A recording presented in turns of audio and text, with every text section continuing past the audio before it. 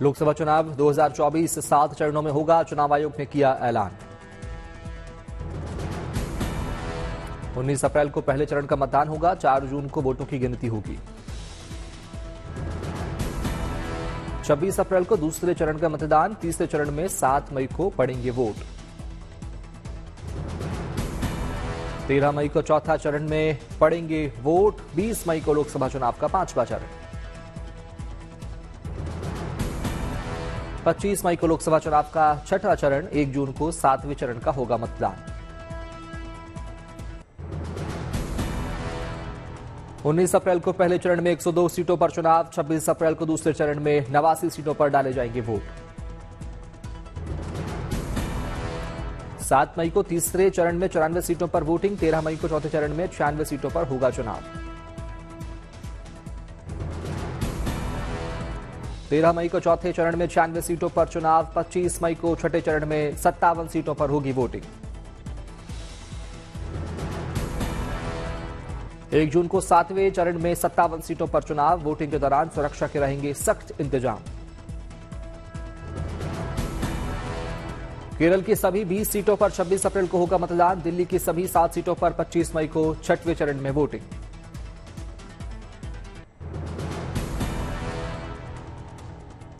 लोकसभा के साथ 4 राज्यों में विधानसभा चुनाव भी होंगे, ओडिशा, सिक्किम, आंध्र प्रदेश, अरुणाचल प्रदेश में होगा चुनाव।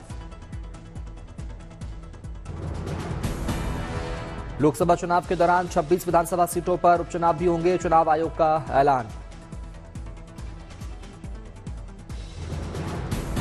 चुनाव आयोग ने राजनीतिक दलों को सतर्क रहने की सलाह दी, कहा प्रचार में मर्यादा का रखें ध्यान, निजी हमलों से बचें। चुनाव आयोग ने कहा चुनाव प्रचार सीमा में हो, नफरती भाषणों पर रोक। चुनाव प्रचार में बच्चों का इस्तेमाल नहीं होगा, चुनाव में मुफ्त चीजें बांटने पर भी रोक।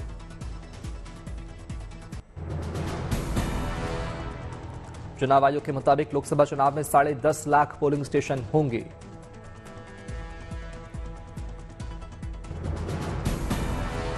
देश में करीब 97 करोड़ मतदाता, लोकसभा चुनाव में 55 लाख ईवीएम का होगा इस्तेमाल। देश में पुरुष मतदाताओं की संख्या 49 करोड़ 72 लाख, महिला मतदाताओं की संख्या करीब 47 करोड़ के आसपास।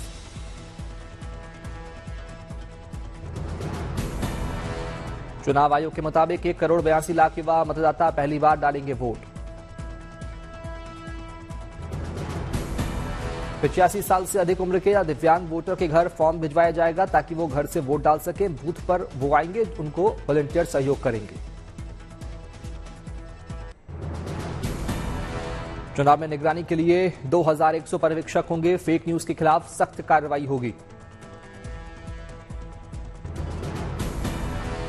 चुनाव आयोग ने कहा चुनाव में हिंसा का कोई स्थान नहीं, इसे रोकने के लिए सख्त कदम उठाएंगे। चुनाव आयोग ने कहा चुनाव में हिंसा करने वालों के खिलाफ गैर जमानती वारंट जारी होगा।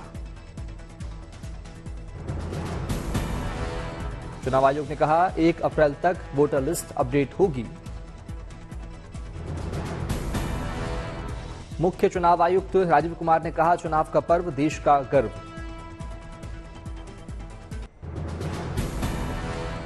चुनाव के ऐलान पर रक्षा मंत्री राजनाथ सिंह की प्रतिक्रिया, सोशल मीडिया पर लिखा चुनाव की घोषणा और आचार संहिता के लागू होने के साथ चुनावी प्रक्रिया प्रारंभ हो गई है। दुनिया का सबसे विराट और भव्य लोकतांत्रिक उत्सव है। यूपी के सीएम योगी आदित्यनाथ की प्रतिक्रिया, महापर्व कर आम चुनाव में सभी मतदाताओं का हार्दिक अभिनंदन। जनता के आशीर्वाद से अब की बार एनडीए 400 पार के संकल्प की सिद्धि अवश्य प्राप्त होगी। जीतन राम मांझी ने सोशल मीडिया पर लिखा चुनावों में उतरने के लिए हिंदुस्तानी अवाम मोर्चा, एनडीए के लोग आम जनता के विश्वास के साथ पूरी तरह से तैयार।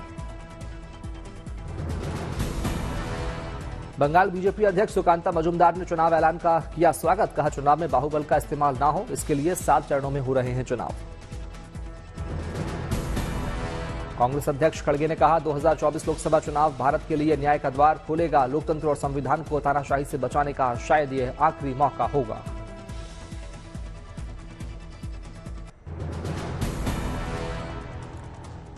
चुनाव ऐलान के बाद यूपी डीजीपी प्रशांत किशोर ने कहा, यूपी पुलिस पूरी तरह से तैयार, मॉडल कोड ऑफ कंडक्ट का करवाएंगे पालन, उल्लंघन करने वालों के खिलाफ करेंगे कानूनी कार्रवाई।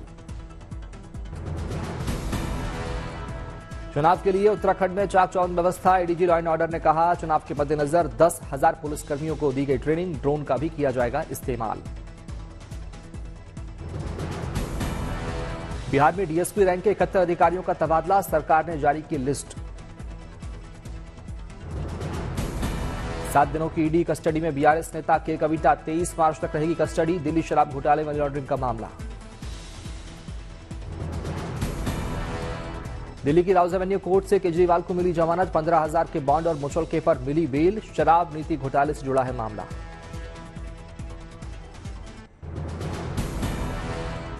तेलंगाना के नगर कुरनूल में पीएम मोदी ने जनसभा को किया संबोधित, बोले पहले ही देश ने नतीजों का कर दिया है ऐलान। जनसभा में पीएम मोदी ने एक बार फिर दोहराया अपना चुनावी मंत्र, मंच से लोगों से लगवाए, तेलंगाना कह रहा है तीसरी बार मोदी सरकार के नारे। तेलंगाना की सरकार पर भी पीएम मोदी ने साधा निशाना, कहा कांग्रेस बीआरएस ने तेलंगाना के विकास को रोका। कांग्रेस और बीआरएस ने मिलकर तेलंगाना के विकास के हर सपने को चकनाचूर कर दिया है। पीएम मोदी ने मोदी की गारंटी का किया जिक्र, कहा मोदी की गारंटी का मतलब गारंटी पूरी होगी।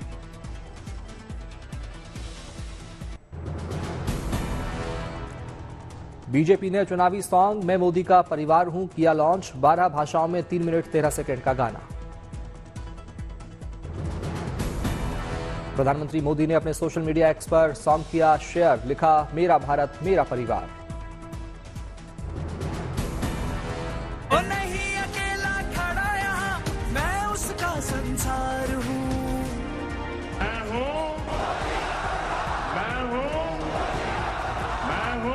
मैं मोदी का परिवार हूँ, मैं मोदी का परिवार। अहमदाबाद के गांधीनगर संसदीय क्षेत्र घाटलोदिया में बीजेपी के पार्टी कार्यालय का शुभारंभ, इस मौके पर मुख्यमंत्री भूपेंद्र पटेल रहे मौजूद। सीएए में संशोधन के खिलाफ सुप्रीम कोर्ट पहुंचे ओवैसी, सीएए पर रोक लगाने की मांग।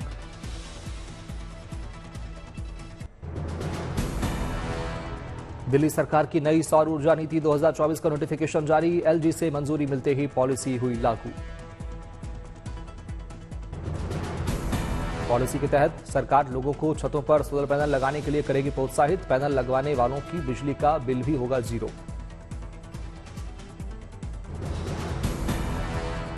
सिंगर अनुराधा पौडवाल की सियासी पारी का आगाज, बीजेपी में हुई शामिल। बिहार में मंत्रियों के विभाग का बंटवारा, मुख्यमंत्री नीतीश ने अपने पास रखी होम मिनिस्ट्री। अभय सिंह चौटाला कुरुक्षेत्र से लड़ेंगे लोकसभा चुनाव, आईएनएलडी ने किया ऐलान।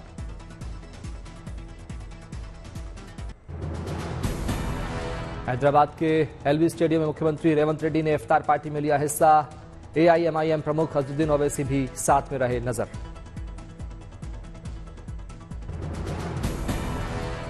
लोकसभा से पहले रेवंत रेड्डी और अजदुद्दीन ओवैसी की मुलाकात अहम, दोनों ने मंच पर लगाए एक दूसरे को गले।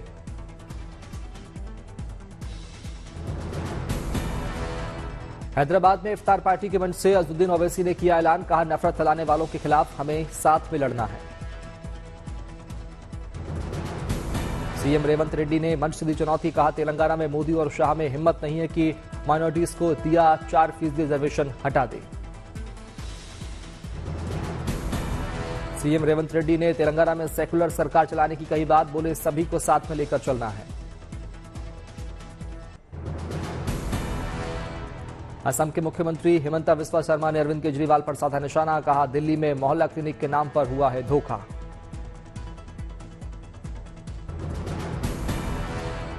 एनआरसी और सीएए को लेकर दिए गए हिमंता बिस्वा शर्मा के बयान पर ओवैसी ने उठाया सवाल, कहा 12 लाख हिंदुओं की सोच रहे हैं, 1.5 लाख मुसलमानों का क्या होगा। समाजवादी पार्टी के नेता डिंपल यादव ने नागरिकता संशोधन कानून को लेकर किया कटाक्ष। बोली, अहम मुद्दों से लोगों का ध्यान हटाने के लिए लाया गया कानून। बैलेट पेपर से चुनाव कराने के पक्ष में बोली डिंपल यादव। कहा, बैलेट पेपर पर लोगों का भरोसा, उसमें कोई चीटिंग नहीं कर सकता। जोधपुर में केंद्रीय जल शक्ति मंत्री गजेंद्र सिंह शेखावत ने पूर्व सीएम अशोक गहलोत पर साधा निशाना। कहा, संजीवनी केस का झूठ फैलाने वालों को मांगनी पड़ेगी माफी।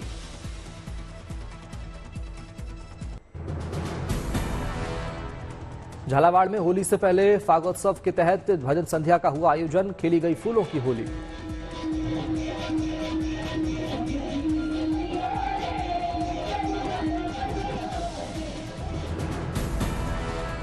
भजन संध्या पर भगवान गणेश पर की गई इत्र की बारिश। कलाकारों ने गीतों से बांधा समा। गीतों पर जमकर थिरके लोग।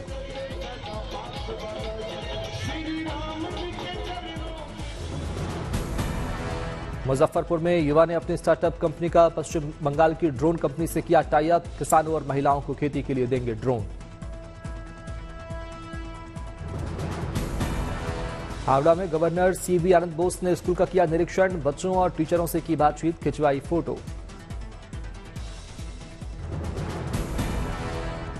अमेठी में केंद्रीय मंत्री स्मृति ईरानी आशा कॉन्फ्रेंस में हुई शामिल। लाभार्थियों को बांटे चेक।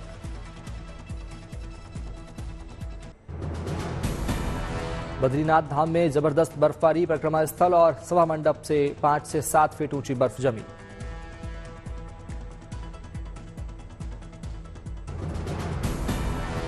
लक्खी मेले का आज 5वां दिन। हारे का सहारा के जयकारों से गूंजी खाटू नगरी।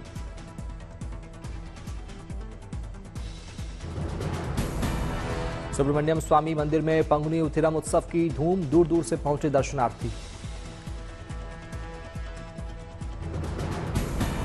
उज्जैन में शिप्रा तट पर होली मिलन समारोह में दिखी लोक संस्कृति की झलक। लोक कलाकारों ने मन को मोहने वाली शैली में दी नृत्य प्रस्तुति।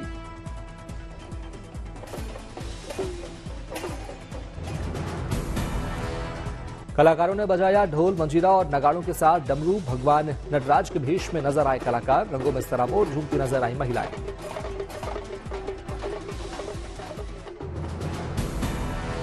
पूर्व मंत्री और वरिष्ठ बीजेपी नेता एपी जितेंद्र रेड्डी ने महबूबनगर से टिकट नहीं मिलने के बाद पार्टी से दिया इस्तीफा। तेलंगाना सरकार में बने सलाहकार। मध्य प्रदेश के उच्च शिक्षा मंत्री इंदर सिंह परमार ने पाठ्यक्रमों को लेकर कांग्रेस पर उठाए सवाल। कहा, कांग्रेस ने हमारे देशवासियों को गलत इतिहास पढ़ाया। बीजेपी नेता दिलीप घोष ने ममता बनर्जी पर कसा तंज। बोले, जो खुद को शेरनी बताती थी अब अपने ही घर में बिल्ली की तरह रह रही हैं। संदेश खाली मनी लॉन्ड्रिंग की जांच को लेकर शाहजहां शेख के भाइयों पर भी शिकंजा। ईडी ने आलम शेख और सिराज शेख को किया तलब। टोंक में डिप्टी सीएम प्रेमचंद बैरवा के भाषण के दौरान बिजली हुई गोली। युवा संवाद में दे रहे थे संबोधन।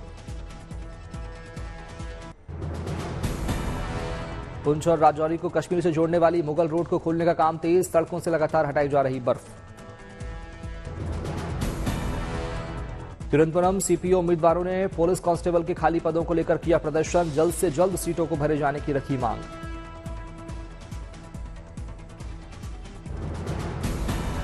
लोकसभा चुनाव 2024 के ऐलान से पहले मुंबई पुलिस ने शहर में किया फ्लैग मार्च। लोगों को अफवाहों पर ध्यान नहीं देने की हिदायत।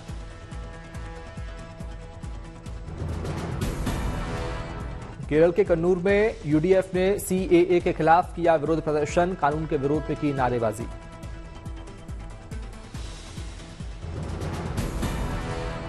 क्रिकेटर उमेश यादव अपनी पत्नी के साथ महाकाल मंदिर दर्शन करने पहुंचे। भस्म आरती में हुए शामिल।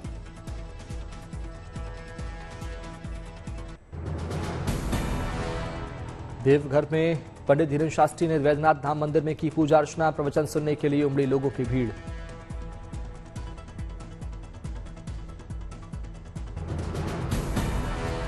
बॉलीवुड स्टार सोनाक्षी सिन्हा ने बस्ती के मालवीय रोड पर ज्वेलर्स शोरूम का किया उद्घाटन। स्टेज पर किया डांस।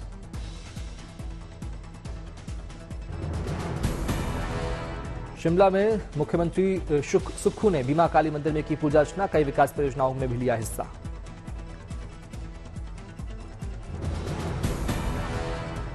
सूरत में ही बिहाइंड शी कार्यक्रम का हुआ आयोजन। सफल जोड़ियों को किया गया सम्मानित।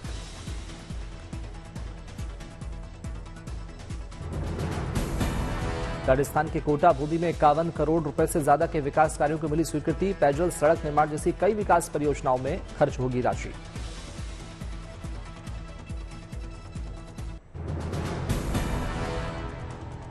सतना से बीजेपी के लोकसभा प्रत्याशी गणेश सिंह के उचेहरा में दिए गए भाषण पर गरमाई सियासत। उन्होंने कार्यकर्ताओं से साम दाम दंड भेद अस्त्र शस्त्र के इस्तेमाल की कही थी बात।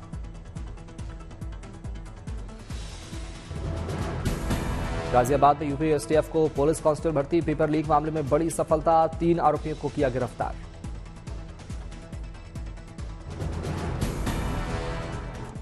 बिहार में आयोजित शिक्षक पात्रता परीक्षा के प्रश्न पत्र लीक मामले में 5 लोग गिरफ्तार। 10 से 15 लाख रुपए में अभ्यर्थी को पास कराने का लिया जाता था ठेका। सागर के डॉक्टर हरि सिंह गौर सेंट्रल यूनिवर्सिटी में छात्रों का हंगामा। वाइस चांसलर की गाड़ी पर भी हुई पत्थरबाजी। बहराइच में निर्माणाधीन होटल की छत ढही। स्लैब डालने में काम कर रहे 15 मजदूर घायल।